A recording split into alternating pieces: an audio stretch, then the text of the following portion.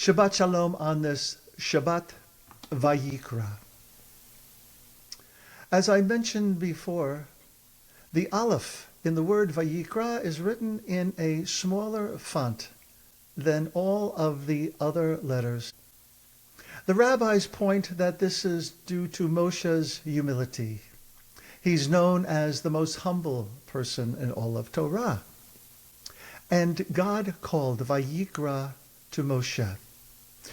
God called to Moshe in order to give Moshe some of the specifics of how the sanctuary, the mikdash that we've been building all of these parshiot, preparing ourselves to offer the sacrifices. So this morning's, I'm going to be touching upon the events that gave way after the destruction of the second temple, when we had no more temple to bring our sacrifices to. So let's take a look at the different types of sacrifices that were brought to the holy temple.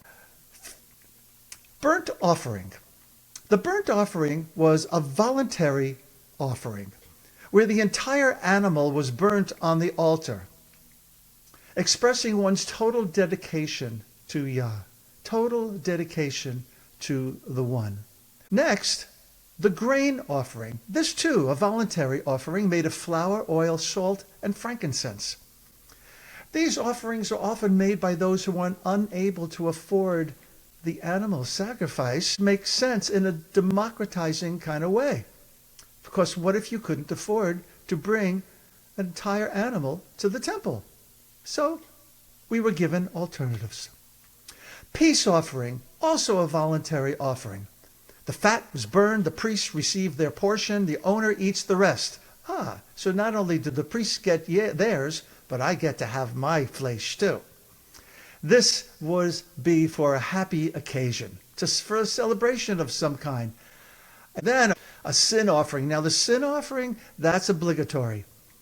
The sin offering was brought to atone for unintentional sins or ceremonial impurity. In other words, you couldn't bring a sacrifice to the temple, nor could the priests do their work in the temple if they were ritually impure. Now, we're not going to go into all what that means, but I do want you to know that there was blood involved. Last but not least, we have the guilt offering. This was mandatory, usually a ram, to provide restitution for specific sins, such as stealing.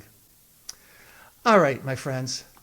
So we don't have the temple around anymore. So what were we going to do without the temple? Well, actually, what we were going to do was already foreseen by the rabbis, because what we were going to do was already going on in places that were far from the temple, where people couldn't schlep all the way to the temple with their offerings.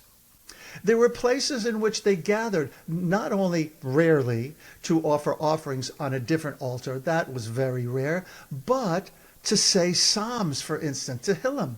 That was the language of prayer. Our beloved Reb Zalman, always ready with an explanation that made it easier to understand. He famously said, "We went from lamb chops to words." At one time, God wanted lamb chops, but now God wanted the heart. From lamb chops to words. Love that.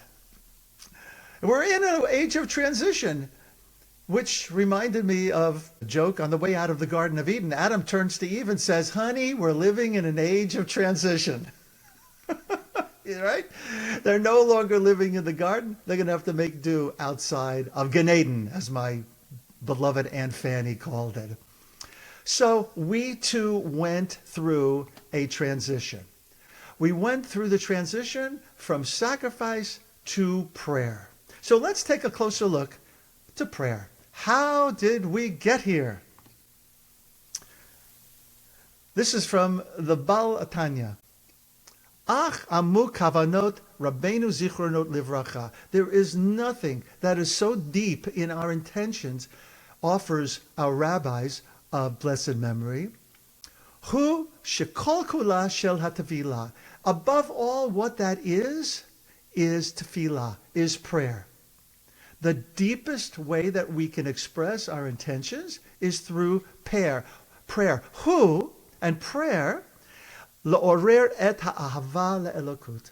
What's the purpose of prayer? To arouse the love of divinity. Nothing more, nothing less. Kierkegaard had a different approach to this, saying the function of prayer is not to influence God, but rather to change the nature of the one who prays. I think that both are true, especially if you look at the word for prayer, the infinitive, lehit palel. An infinitive is a word that plays upon us. To pray has an effect on the prayer, on me and on you. From the Talmud, Ta'anit, Masechet Ta'anit, Li'ahava et Adonai Elohechem, U'l'avdo b'chol levavchem. To love Yud Tevave et Adonai, your God, L'avdo, to serve with all your heart, to worship, to serve. Avod, avodah. That's the word for work in Hebrew. In the rabbinic mind, it is the word for prayer. Avodah. It is prayer. It is work to prayer. And then they ask the question, Ezehu avodah shehi balev. What is the work? That is the work of the heart. Have omer zo tefillah. That is referring to prayer, also known as avodah shebalev, the work of the heart. We embody our prayers, whether you know it or not. You are a body praying. So there is also a lot of ways in which we embody our prayers. From the Psalms, from Tehillim, Kol atzmotai tomarna. Every bone in my body says to you, Yudhevave mi chamocha. Who is like you? How do we do this? We do this by praise. If you haven't been to church or to a Jewish renewal gathering, people are always throwing their arms up in the air and praying and exulting. How else do we embody prayer? By prostrating.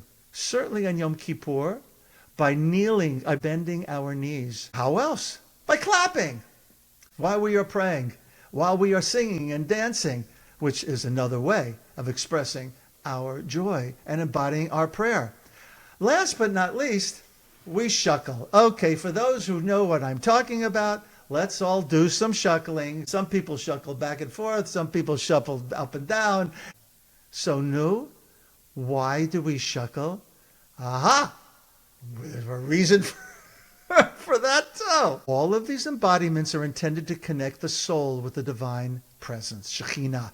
This arousal from below refers to the emotional, physical, and intellectual efforts of the worshiper to kindle a deep longing for divinity, often resulting in shuckling to emulate a flickering flame.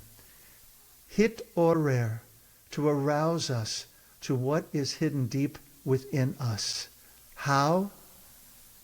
By shuckling, as the candle flickers. Beautiful line from Psalms. Ner Adonai Nishmat Adam. The candle of divinity is the soul of woman and man. Take that in for a moment.